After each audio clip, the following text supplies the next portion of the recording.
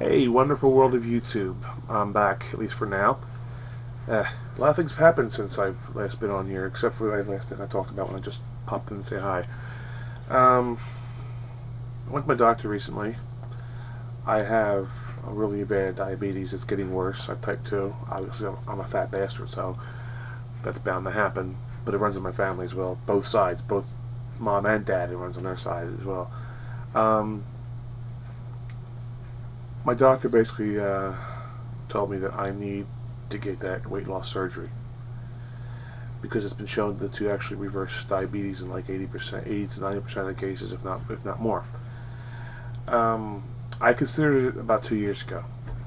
Okay, I even went to a conference down at University of Pennsylvania to learn about it and to get started on it. But when I went there, I realized it was something that wasn't for me. The risks were just too high. It was like 1 in every 100 person that has surgery dies. My luck, that would probably be me.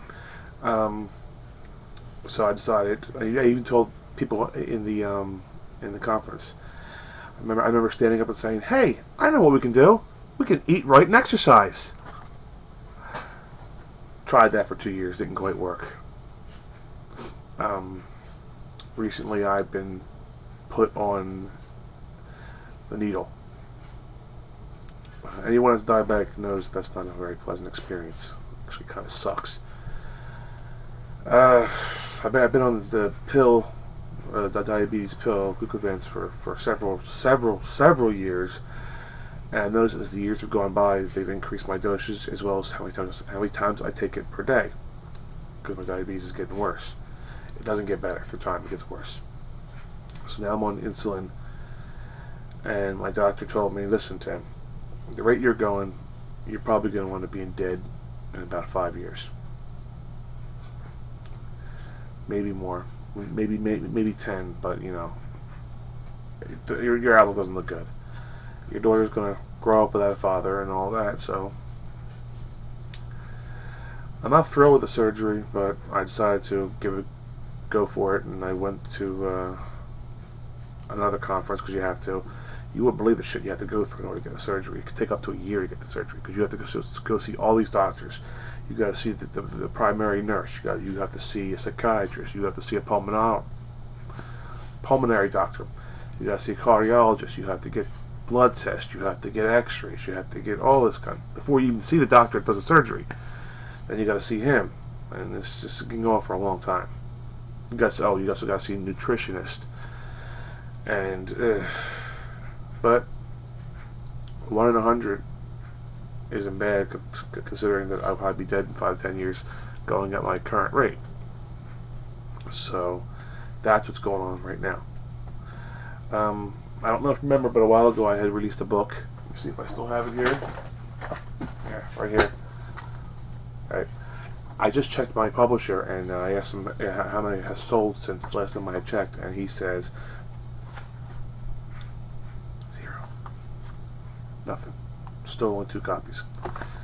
Well, I also last Thursday, I believe, or no, last Wednesday, I released my first CD, musical CD. Yeah, I do programs on the computer. I could create music on my computer.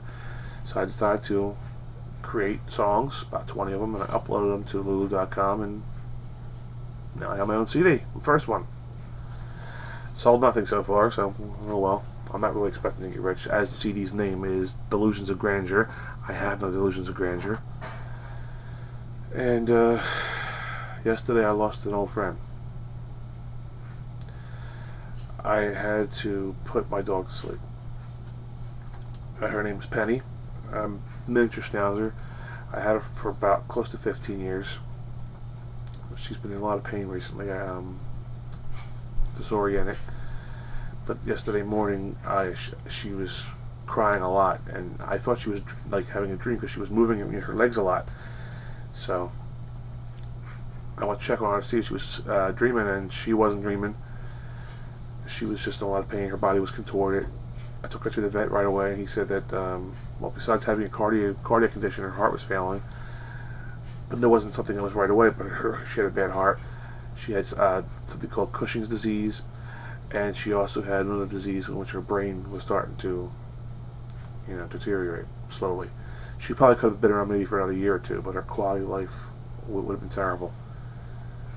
So I was there when he did it, and I held her as her body grew limp. It's not an experience I recommend to a lot of people. It's very painful.